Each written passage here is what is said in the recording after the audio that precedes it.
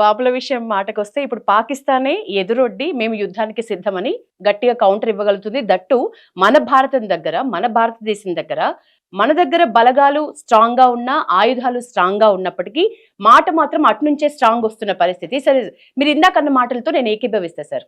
Russia, Ukraine, పాలస్తీనా, Israel, America, Iran వీటన్నిటి విషయంలో శాంతి ఒప్పందంలో కీలక పాత్ర పోషించిన మోడీ పాక్తో ఉగ్రవాదాన్ని తగ్గించడంలో గాని, ఉగ్రవాదాన్ని రూపుమాపటంలో గాని కీలక పాత్ర పోషించలేకపోయారు అని రాహుల్ గాంధీ మాట్లాడినారు. దీనికి ఏమని కౌంటర్ ఇస్తారు? రాహుల్ గాంధీ గురించి చెప్తా. తర్వాత ముందు రష్యా ఉక్రెయిన్ మధ్య జరిగిన యుద్ధం అది తీవ్రవాద చర్య కాదు. రెండు దేశాల మధ్య వచ్చినటువంటి ఇష్యూస్ లో వాళ్ళ దౌత్య సంబంధాలు విడిచికొట్టి వాళ్ళు యుద్ధాలు చేసుకున్నారు. ఆ టైంలో శాంతిగా వ్యవహరించానని చెప్పి మోడీ గారు చెప్పిన మాట వాస్తవం. ఇక్కడ తీవ్రవాదులు రెండు దేశాలు కాదు, పాకిస్తాన్తో మనది యుద్ధానికి రాలేదు. తీవ్రవాదుల్ని మన దగ్గర దొంగసాటున పంపించి వాళ్ళ ద్వారా అమాయకులైనటువంటి భారతీయుల్ని, ముఖ్యంగా భారతదేశంలో మెజారిటీగా ఉన్నటువంటి హిందువుల్ని టార్గెట్ చేసి హిందువులందరినీ సపరేట్ చేసి కాల్చి చంపేలా చేసింది. కాబట్టి ఖచ్చితంగా ఈ విషయంలో ఎప్పుడు కూడా మోడీ గారు వెనక్కిపోరు. మీకు తెలుసు, ఆయన వెంటనే బీహార్లో ఫస్ట్ ఆయన సౌదీలో ఉన్నారు, పర్యటన వెంటనే రద్దు చేసుకుని వచ్చేసారు. వెంటనే అక్కడ ఆ సౌదీలో ఉన్నప్పుడే అమిత్ షా గారికి ఫోన్ చేసి, కేంద్ర హోంమంత్రికి ఫోన్ చేసి, అర్జెంటుగా కాశ్మీర్కి వెళ్ళిపో, సంఘటన స్థలానికి వెళ్ళిపో, అక్కడ ఏం వాళ్ళందరికీ కూడా అక్కడ ఉన్నటువంటి బలగాలకి ధైర్యాన్ని వాళ్ళకి ఒక దీనిచ్చి మొత్తం చర్యలు తీసుకోండి, వెంటనే తీసుకోవాల్సిన చర్యలు తీసుకోండి అని చెప్పారు. వెంటనే అమిత్ షా గారు వెళ్ళిపోయారు, మోడీ గారు రిటర్న్ వచ్చేసారు. మొదటిది. రెండవది, ఇట్లాంటి పరిస్థితుల్లో మోడీ గారు ఉన్నప్పుడు జరుగుతున్నటువంటి చర్యలాగా అట్లా వేరే ఎవరు కూడా తీసుకోపోరు. మీరు అన్నట్టు రాహుల్ గాంధీ గారి గురించి మాట్లాడుతున్నారు. రాహుల్ గాంధీ గారు జరిగిన వెంటనే రాలేదు. అమిత్ షా గారు, మోడీ గారు వచ్చిన తర్వాత, కేంద్ర ప్రభుత్వాన్ని చర్యలు తీసుకున్న తర్వాత అన్ని ప్రపంచ దేశాలన్నీ కూడా భారతదేశానికి మద్దతుగా నిలబడ్డ తర్వాత, అరే ప్రపంచ దేశాలే భారతకి మద్దతు నిలబడుతుంటే, భారత ప్రభుత్వానికి మద్దతుగా నిలబడుతుంటే నేను లేకపోతే ఎట్లా అవుతుందని చెప్పి అప్పుడు అంతా అయిపోయినాక అత్త సచ్చిన 6 నెలలకి కోడలు తల కొట్టుకొని ఏడిస్తే అంట కదా, అట్లా పరిగెత్తుకొని వచ్చింది ఆయన. అంతే తప్ప ఏం లేదు. ఆయన వాళ్ళ కాంగ్రెస్ వాళ్ళ యొక్క నైజాన్ని నేను చెప్తా, చాలా చాలా దారుణంగా ఉన్నాయి. వాళ్ళు ఈ రోజు తప్పని పరిస్థితుల్లో ఈరోజు కేంద్ర ప్రభుత్వానికి మద్దతుగా మాట్లాడుతున్నారు. తర్వాత ఉగ్రవాద చర్యని ఖండిస్తున్నారు. కానీ వాళ్ళ కాంగ్రెస్ లో ఉన్న నాయకులు చాలా మంది ఇష్టం వచ్చినట్టు కారు కూతలు కూస్తున్నారు. ఆ కారు కూతల్ని కేంద్ర ప్రభుత్వం పట్టించుకోదు. కానీ వాళ్ళ నైజం ఎట్లా ఉంది అనేది మొత్తం భారత ప్రజలందరూ చూస్తున్నారు. సార్, ఈ పాకిస్తాన్ వెనక్కి పంపించే క్రమంలో రోహింగ్యాలు బయటపడుతున్నారు. ఇంకా ముందు ఎంతమంది బయటకు వచ్చే అవకాశం ఉంది? ముఖ్యంగా మన రాష్ట్రంలో పాత బస్తీ కేంద్రంగా ఇప్పటికే పాకిస్తాన్ 200 మంది ప్రాథమిక అంచనా అయినప్పటికీ అవి మీ అభిప్రాయం ప్రకారం ఎంతమంది వరకు ఉండే అవకాశం ఉంది? ఎందుకంటే ఎక్కడ ఏ ఉగ్రదాడి జరిగినా, ఏ టెర్రర్ అటాక్ జరిగినా, ఏ బాంబు దాడి జరిగినా మూలాలు మన పాత బస్తీలో కనిపిస్తూ ఉంటాయి. సో మీ అభిప్రాయం వరకు మన రాష్ట్రానికి సంబంధించి ఎట్లా ఉంటుందంటారు పరిస్థితి? ఇప్పుడు మీరు ఈరోజు న్యూస్ లో చూసినట్టయితే పాకిస్తానీయుల్ని ఏరివేసే క్రమంలో, పాకిస్తానీయుల్ని వెనక్కి పంపించేటువంటి క్రమం, కొంతమంది ఆల్రెడీ ప్రభుత్వం ప్రకటన చేసింది పాకిస్తాన్ ఈ సవాళ్ళు అందరూ కూడా వెళ్ళిపోండి అని చెప్పింది. కానీ కొంతమంది ఇంకా పోవట్లేదు, వాళ్ళు దాక్కుంటున్నారు. అట్లాంటి వాళ్ళు ఎవరు ఉంటే వాళ్ళు పంపించే క్రమంలో కార్డన్ సెర్చ్ చేస్తే మీరు ఆశ్చర్యపోతారు. 1000 మందికి పైగా, ఒకటే ఒక పట్టణంలో 1000 మందికి పైగా రోహింగ్యాలు బయటపడ్డారు. వాళ్ళందరినీ వెనక్కి పంపించేటువంటి ఏర్పాటు జరుగుతున్న మీరు చూస్తున్నారు. అది గుజరాత్ లో. అదే పరిస్థితుల్లో ఆడ 1000 మంది బయటపడ్డారు. మీరు నార్త్ ఈస్టర్న్ స్టేట్ లో, ముఖ్యంగా వెస్ట్ బెంగాల్ చూసినట్టయితే కొన్ని లక్షల మంది, ఒకరు 2 లక్షలు 5 లక్షలు కాదు, ఎన్నో లక్షలు, కొన్ని లక్షల మంది రోహింగ్యాలు వెస్ట్ బెంగాల్లో ఉన్నారు. తర్వాత చాలా చోట్ల చాలా రాష్ట్రాలు దాక్కున్నట్టు తెలుస్తుంది. మన దగ్గరనే మీరు అన్నట్టు మన దగ్గరనే వాళ్ళు రోహింగ్యాలు ఉన్నారన్న సమాచారం ఉంది. కానీ దురదృష్టవశాత్తు కాంగ్రెస్ గవర్నమెంట్ ముందు నుంచి కూడా ఓట్ బ్యాంక్ పాలిటిక్స్ లో భాగంగా వచ్చిన వాళ్ళందరూ కూడా ముస్లిం వర్గానికి చెందిన వాళ్ళు కాబట్టి వాళ్ళందరూ మాకే ఓట్ బ్యాంక్ తయారవుతారని చెప్పి వాళ్ళని పాలు పోసి వాళ్ళు పెంచుతుంది. వెస్ట్ బెంగాల్ ఏమైతుందో మీరు చూస్తున్నారు. అంత దుర్మార్గం జరుగుతుంది అక్కడ చూస్తున్నారు. సేపు ఇట్లాంటి రాష్ట్రం రాదని చెప్పడం లేదు. ఇప్పటికీ నేను చెప్తున్నాను, భారతదేశంలో అన్ని రాష్ట్రాలకు, ముఖ్యంగా కాంగ్రెస్ పాలిత రాష్ట్రాలకి, తెలంగాణ కావచ్చు, కర్ణాటక కావచ్చు, ఇంకెక్కడైనా కావచ్చు, తర్వాత వెస్ట్ బెంగాల్ కావచ్చు, మీరు అవి పాములతో మీరు వాళ్ళేదో మాకు పనికొస్తారని అనుకోకండి, వెంటనే పంపించండి అని చెప్పి రిక్వెస్ట్ చేస్తున్నా. ముఖ్యంగా మీరు అడిగిన ప్రశ్న, 450 కిలోమీటర్ల border, Bangladesh and west Bengal మధ్య ఉన్న బార్డర్ ని కంచె వేయనీయకుండా మమతా బెనర్జీ అడ్డుకుంటుంది, అక్కడ ముఖ్యమంత్రి అడ్డుకుంటుంది. ఒకవేళ ఆ కంచె పూర్తయితే బంగ్లాదేశ్ నుంచి రోహింగ్యాలు రావడం ఆగిపోతుంది. కానీ ఆమెకి ఇక్కడ రావాలి, భారతదేశంలోకి రోహింగ్యాలు రావాలని చెప్పి ఆమె కోరుకుంటుంది. దాన్ని రాహుల్ గాంధీ కూడా కోరుకుంటున్నాడు కాబట్టి ఈ దుర్మార్గం జరుగుతుంది. సార్ 370 మొత్తానికైతే కాశ్మీర్ భారత్ లో కలిపారు, మనది కాశ్మీర్ అని అనిపించేలా చేశారు. కానీ అక్కడ ఉన్న స్థానికులు మాత్రం ఎక్కువ, మెజారిటీ స్థానికులు మాత్రం ముస్లింలే. సో వాళ్ళ మనసు భారత్ తో కలిసిందా? అంటే అక్కడి స్థానికులు మన ఇండియా అని అనుకుంటున్న పరిస్థితులే ఉన్నాయంటారా? కాశ్మీర్లో మెజారిటీ ప్రజలు ముస్లింలు అయినారు కాబట్టి.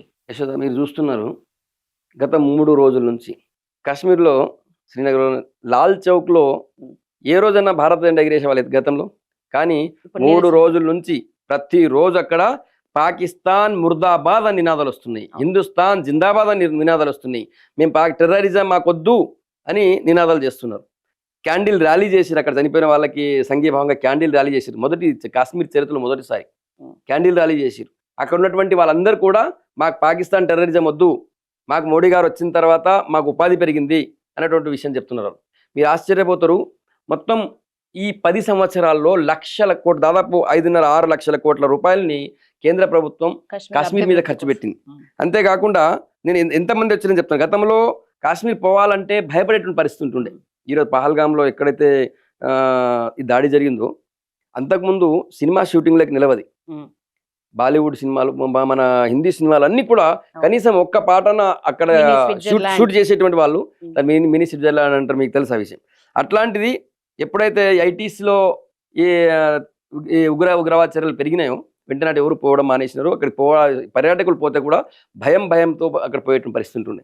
అట్లాంటిది ఈ మధ్య కాలంలో మీరు ఆశ్చర్యపోతారు, 2023 అంటే జస్ట్ లాస్ట్ ఇయర్ కాకుండా బిఫోర్ లాస్ట్ ఇయర్ 2023లో 2.11 కోట్ల పర్యాటకులు పోయారు. 2.11 లక్షల పర్యాటకులు ఒక్క సంవత్సరం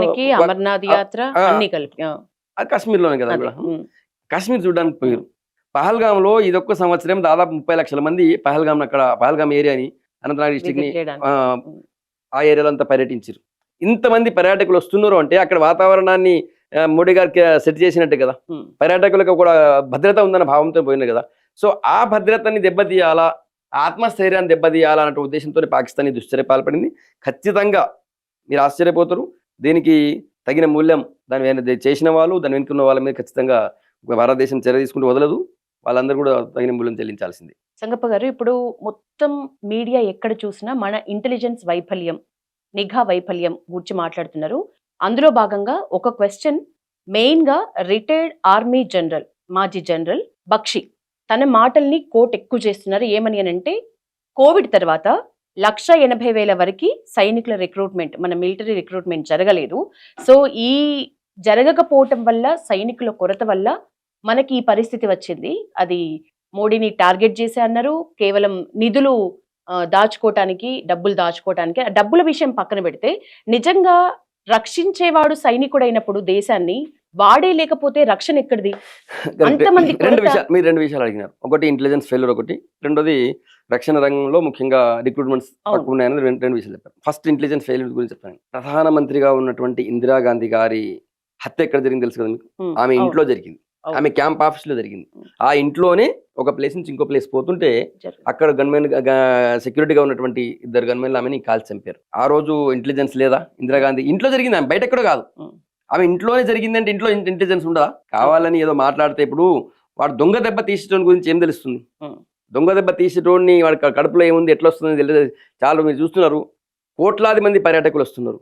నేను చెప్పాను కదా, ఒక సంవత్సరం 30 లక్షల మంది పర్యాటకులు ఆ ప్రాంతానికి వచ్చారు. ఒక్క ప్రాంతానికి 2 కోట్ల మంది, 2.5 కోట్ల మంది ప్రతి సంవత్సరం అక్కడ గత 3-4 సంవత్సరాల నుంచి అక్కడ పర్యాటకులు వస్తున్నారు. ఇప్పటిదాకా అట్లాంటి పర్యాటకుల మీద ఒక చిన్న చీమ కూడా చిటుకుమనలేదు. ఇట్లాంటి పరిస్థితుల్లో దొంగ దెబ్బ తీసినోని అంత ఈజీగా గుర్తుపడడం సాధ్యం కాదు కదా, మొదటిది. రెండోది అదే చెప్తున్నా, ఇందిరాగాంధీ గారి దాడి జరిగిందా మరి ఇంటెలిజెన్స్ ఫెయిల్యూర్ అనలేం మనం దాన్ని కూడా. ఎందుకంటే వాడు సెక్యూరిటీగా ఉన్నాడు, అంత మంచిగా ఉన్నాడు కాబట్టి నమ్ముతారు. ఇది కూడా అట్లాంటి పరిస్థితి మొదటి. రెండోది, మీరు కోవిడ్ తర్వాత రిక్రూట్మెంట్ ఆగిందని తప్పు. కాశ్మీర్ మీద ఇంతకు చెప్పాను కదా, 5 లక్షల కోట్ల రూపాయలు ఖర్చు పెట్టింది. ప్రపంచంలోనే అతి ఎత్తైనటువంటి ఒక రైల్వే మార్గం, ఒక పెద్ద బ్రిడ్జ్ ని, అద్భుతమైనటువంటి స్టీల్ బ్రిడ్జ్ ని కేంద్ర ప్రభుత్వం కట్టింది కాశ్మీర్లో. అక్కడ ఎన్ని రైలు మార్గాలు పడ్డాయి మీరు చూస్తున్నారు, ఎన్ని వందే భారత్ ఎక్స్ప్రెస్ పోతున్నాయి మీరు చూస్తున్నారు, ఎన్ని నేషనల్ హైవేలు నిర్మాణం అయినా చూస్తున్నారు, ఎన్ని సొరంగాల్లో హైవేలు నిర్మించారో చూస్తున్నారు. ప్రపంచంలో ఇంత తక్కువ టైంలో చాలా దేశాల్లో చాలా సొరంగాల్లో హైవేలు ఉన్నాయి, నేను కాదన. Hmm. ఇంత తక్కువ టైంలో ఇన్ని సొరంగంలో ఉన్నటువంటి నేషనల్ హైవేల్ని నిర్మించినటువంటి దేశం భారతదేశం. ఇన్ని పైసలు ఎందుకు ఖర్చు పెడతారు? Hmm. నేను బక్షి గారు due respect to him, Hmm. నాకు ఆయన గురించి బాగా తెలుసు. నేను ఆయన డిబేట్ కూడా చాలా చూస్తుంటాను నేను. Hmm. జనరల్ బక్షి ఆయన ఆ రోజు జరగగానే చాలా ఆవేశంగా చాలా మాట్లాడారు. ఆవేశంలో మాట్లాడిన ఆయన, చాలా బాధలో మాట్లాడిన. ఆ డిబేట్ కూడా మీరు చెప్పిన డిబేట్ కూడా నేను చూసిన ఆ రోజు. ఆ డిబేట్ లో ఆయన ఎట్లా అరుస్తున్నారంటే ఆయనకి కడుపు మండుతుంది. ఆయనకి ఒక మేజర్ జనరల్ గా ఒక సైన్యాధికారిగా పనిచేసిన వ్యక్తి కాబట్టి, అది కూడా మతం అడిగి నువ్వు హిందువా అని చెప్పి బట్టలు ఇప్పి చూసి వాళ్ళని కాల్చిందంటే ఆయన కడుపు మండిపోయి ఆయన మాట్లాడిండు. కానీ ఎక్కడ కూడా రిక్రూట్మెంట్ లో కానీ లేకపోతే సైన్యం పైన కానీ పైసలు తగ్గించలేదు. కాశ్మీర్ డెవలప్మెంట్ కోసం ఇంకా చాలా ఖర్చు పెడుతున్నా, మీరు చూస్తున్నారు నేను చెప్పినట్టు. మొదటి. రెండోది, సైన్యం సంఖ్య అంటే అక్కడ మన సంఖ్య తక్కువ ఉండడం వల్ల అట్లా జరిగింది అనడానికి లేదు. అక్కడ ఎంతమంది ఉండాలి, అక్కడ డిప్లాయ్ ఉంటుంది కదా. అక్కడ ఎప్పుడూ లేనిది, అక్కడ ఈ మధ్య కాలం లేనిది అక్కడ సడన్ గా అక్కడ జరిగింది. ఇప్పుడు ఇక్కడ కూర్చున్నాము, సడన్ గా ఎవడో మీద పడితే మనకి ఎట్లా తెలుస్తుంది? ఇక్కడ పక్కన పోలీస్ స్టేషన్ ఉంది కదా అంటే ఉంది, పక్కన పోలీస్ స్టేషన్, కానీ తెలియదు కదా. ఇండియన్ ఆర్మీ సఫిషియెంట్ ఉన్నారా సార్? 100% ఇండియన్ ఆర్మీ సఫిషియెంట్ కాదండి. ప్రపంచ దేశంలో భారత సైన్యం దగ్గర ఉన్నటువంటి ఆయుధ సంపత్తి మేము ఎవరికి తీసుకోం. మనం దేనికి ఎవరికి తీసుకోం. పక్కన పాకిస్తాన్ దగ్గర మన దగ్గర ఉన్న దానికి 25% కూడా లేదు.